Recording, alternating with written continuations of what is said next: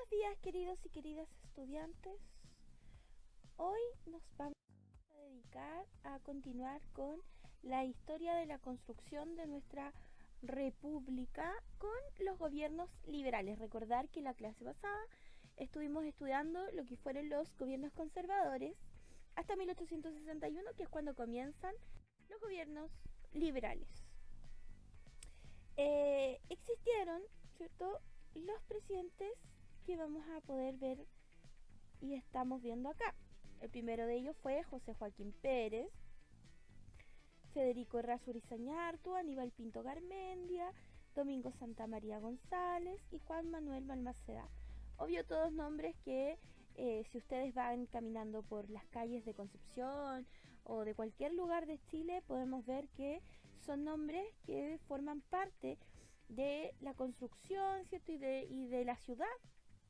Lo que pasa es que olvidamos lo que ellos formaron, lo que ellos hicieron y lo que ellos contribuyeron a que nuestro país fuera el país que es. Vamos a ver y vamos a estudiar uno por uno cada uno de estos presidentes. El primero fue José Joaquín Pérez, donde en primer lugar se desarrolla la guerra contra España, ¿cierto? También se promulga la ley de libertad de culto para que no solamente se pueda tener el culto, ¿cierto?, católico, sino que también se tenga el culto de otras religiones que ya en Chile estaban en auge. También en 1866 se firma el Tratado con Límites de Bolivia, ¿ya? Los límites con Bolivia va a ser un problema que se va a arrastrar incluso hasta el día de hoy, ¿ya?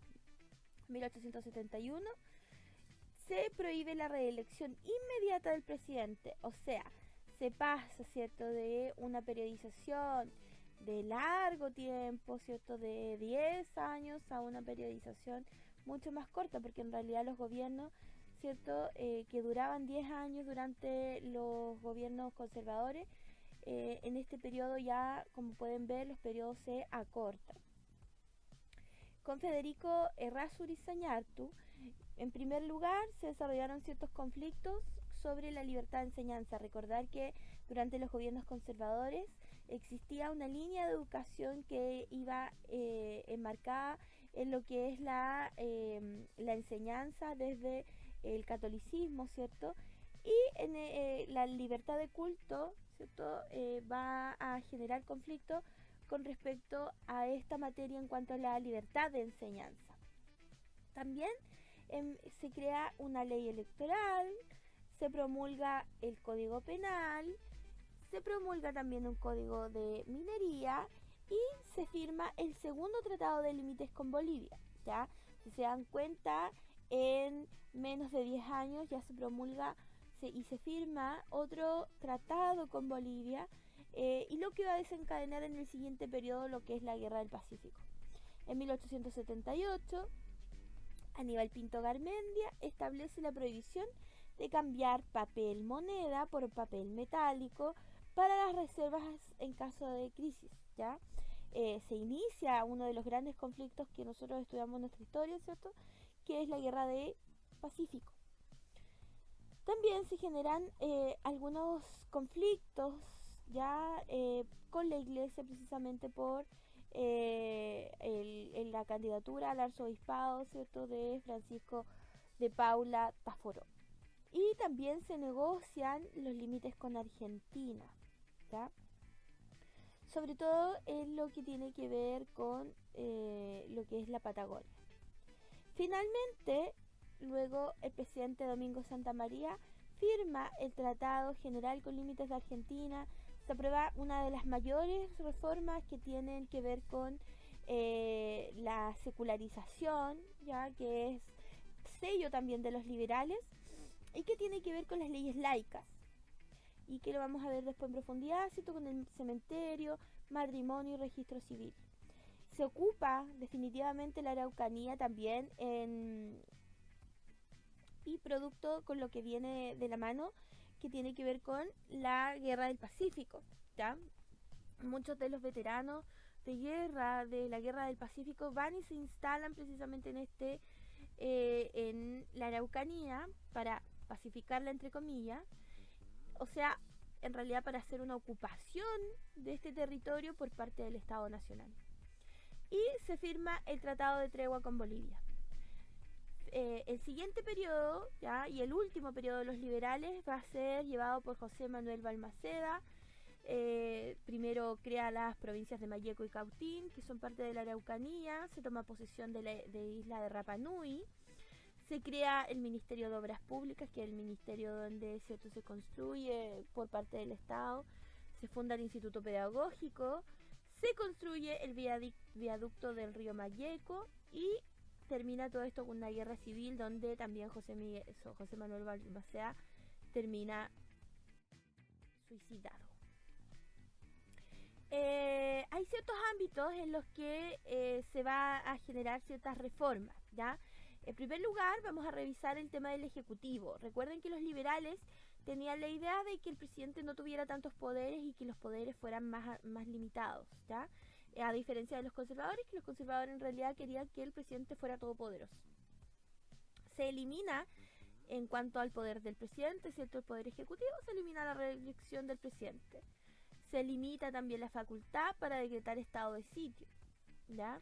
O sea, las limitantes que puede tener el presidente, las facultades que tiene el presidente se limitan en tiempo y también en facultades, ¿cierto?, para poder determinar un estado tan importante como el estado de sitio.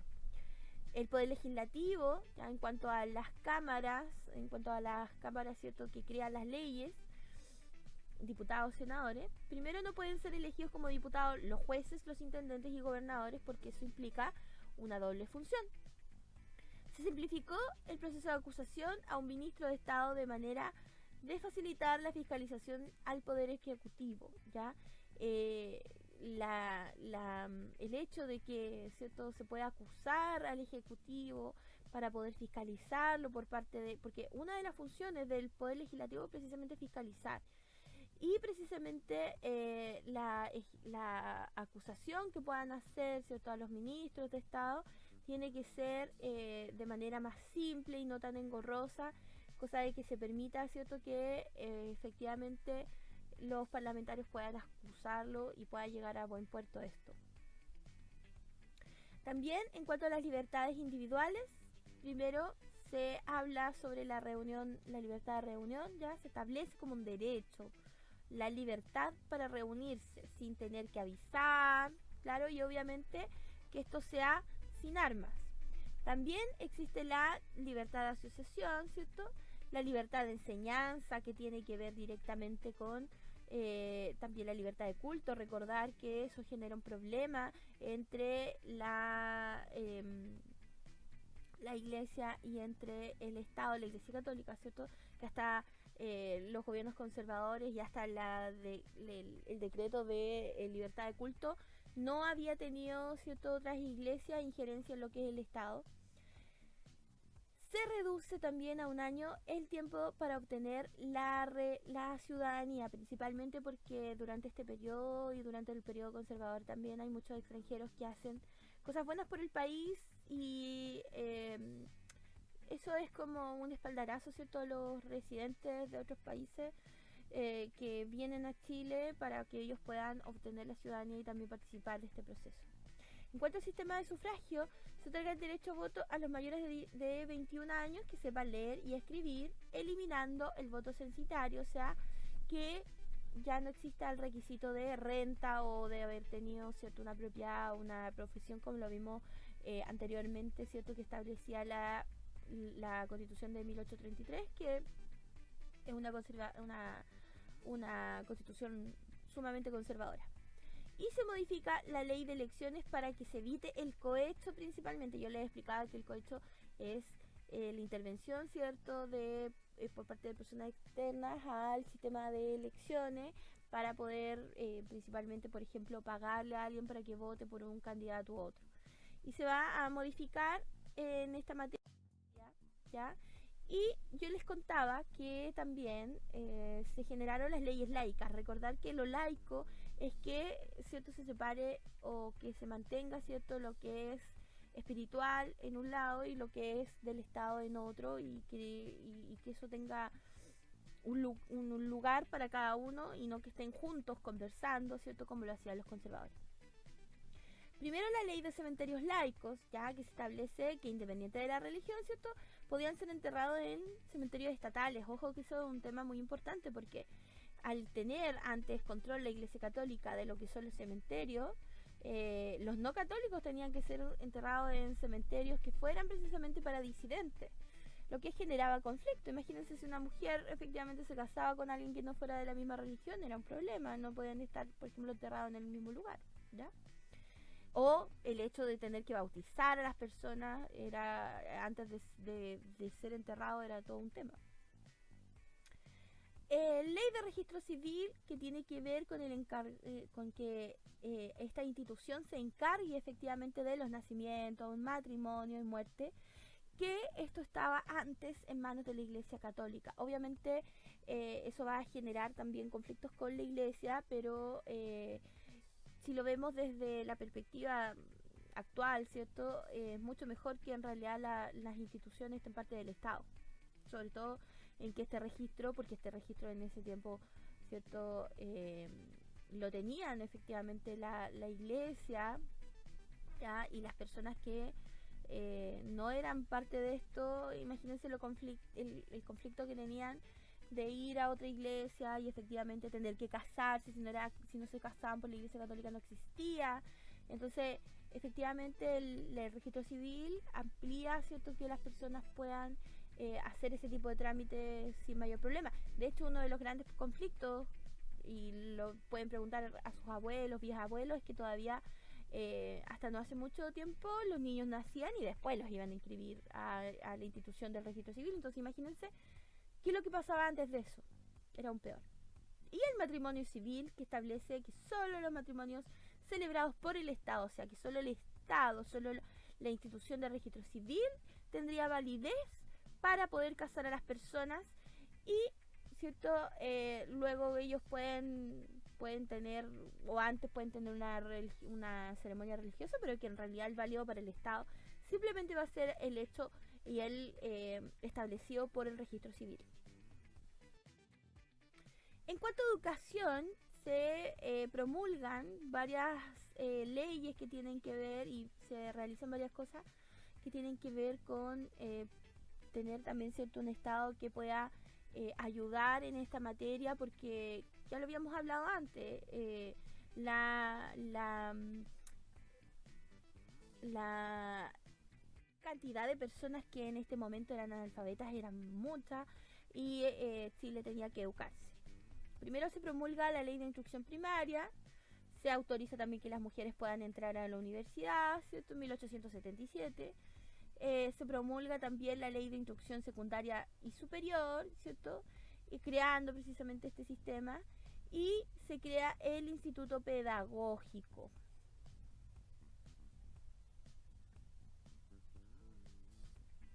Y eso ha sido todo, queridos estudiantes.